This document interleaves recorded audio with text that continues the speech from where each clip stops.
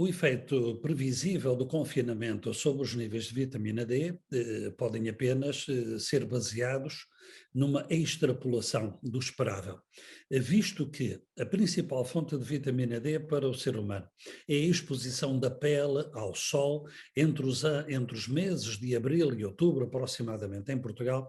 Só podemos esperar que o confinamento tenha agravado a carência de vitamina D na população portuguesa, que era já muito elevada. A única alternativa a isso terá sido, eventualmente, um reforço da prática de suplementação, realidade que, sinceramente, não conheço, com pormenor, mas que não me parece ter acontecido. Eu tenho uma profunda convicção de que deveríamos realmente fazer um esforço para tentar corrigir esta carência tão elevada de vitamina D na população portuguesa, dados os seus efeitos bem demonstrados na osteoporose, nas quedas, na ocorrência também da osteomalácia, uma patologia que considero muito mais prevalente do que habitualmente reconhecemos, mas também a promessa bem fundamentada de que níveis normais de vitamina D possam prevenir muitas doenças importantes ou diminuir-lhes a gravidade. Reconheço que não é uma prova provada, mas eu reconheço também que a evidência contrária a essa possibilidade é igualmente frágil. Ora, só há uma forma de garantirmos que ao longo de um ano inteiro haja níveis suficientes de vitamina D na população, e essa forma é a suplementação. A alimentação é praticamente despicienda como fonte de vitamina D, teríamos que ter uma alimentação claramente artificial no reforço dos peixes gordos, dos óleos de fígado de peixe, que não é minimamente realista na realidade nacional. Nos meses de verão, se houver uma exposição suficiente da pele ao sol, e tipicamente sugerem-se braços ou pernas expostos durante 10 a 15 minutos sem proteção solar, mas nas horas de maior calor, entre as 10 da manhã e as 4 da tarde. Fora disto, não haverá vitamina D suficiente e, por isso, a prática da suplementação se tornou praticamente generalizada em muitos países desenvolvidos. Acredito que faz muito sentido estudar essa realidade e essa proposta também para o nosso país. Naturalmente, poderá haver-se uma contradição entre as necessidades da exposição solar para a suplementação de vitamina D e os riscos para a pele dessa mesma exposição solar. Gostaria de tranquilizar todos que a dose necessária para produzir vitamina D suficiente é muitíssimo inferior à dose necessária para induzir queimaduras da pele, ou mesmo, ou ainda menos, do que aquilo que seria necessário para aumentar de forma significativa o risco de cancro cutâneo, nem de perto, nem de longe.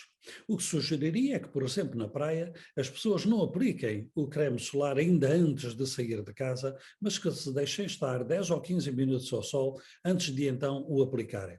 É perfeitamente seguro e, naturalmente, no primeiro dia poderão não ser 10 ou 15 minutos, mas apenas 5. Não há qualquer sobreposição com o risco de cancro da pele. É verdade também, por outro lado, que, como alguns dermatologistas têm argumentado comigo, que ainda assim a produção de vitamina D por exposição solar é insuficiente. No entender de alguns destes colegas, faria sentido evitar completamente a exposição solar ou proteger-se e usar suplementação ao longo de todo o ano. Não diria que seja um argumento completamente desprovido de sentido. Muitos colegas têm apresentado a dúvida de que possa haver tanta carência de vitamina D em Portugal quando estamos num país com tanto sol. Pois talvez surpreenda muitos saber que os países em todo o mundo onde a carência de vitamina D é mais elevada são precisamente aqueles em que há mais sol. E porquê? Porque as pessoas se habituam a proteger-se dele. Vejamos, por exemplo, o Médio Oriente, os países do Norte da África, em que, nomeadamente, o sexo feminino está permanentemente protegido, às vezes a 100%, contra a exposição solar, para que ela não chegue à pele. A mesma coisa sucede em Portugal. Faz um pouco de sol e de calor e vemos as praças e os parques vazios, ao contrário do que sucede, por exemplo, no norte da Europa, em que esses são os dias em que as pessoas saem e se expõem ao sol, às vezes de forma que nos surpreende. A verdade é que a nossa vida moderna nos afasta da exposição solar. cobrimos-nos em termos de vestuário, praticamente não saímos à rua sem proteção solar, particularmente no sexo feminino, vivemos dentro de casa. A natureza não evoluiu a contar com isto. A natureza contava que tivéssemos uma fonte permanente e muito forte de vitamina D, o sol, mas nós fugimos dele, mesmo quando há muito lá fora, não nos fará nenhum bem aqui dentro. Confrontados com a evidência que nós produzíamos de que mais de 2/3 da população portuguesa tem carência de vitamina D, alguns colegas interrogam-se se o valor considerado normal não está a ser excessivo e como é que é possível que 2/3 da população estejam fora da normalidade. Bom, classicamente nós definimos como normal os valores que estão dentro da média, mais ou menos 2 desvios padrão. Mas o que acontece se toda a população estiver anormal? O que aconteceria, por exemplo, se definíssemos como normal a evolução com a idade da densidade mineral óssea na osteoporose? Continuávamos a considerar normais os idosos, embora eles tivessem cada vez mais fraturas. O mesmo se passa aqui. O limite de 20 nanogramas por mililitro, como um mínimo considerado normal, baseia-se na verificação de que abaixo desse valor a paratormona começa a ter níveis mais elevados com o objetivo de retirar o cálcio do esqueleto, assim induzindo osteoporose. É uma definição de base biológica e não uma definição de base estatística.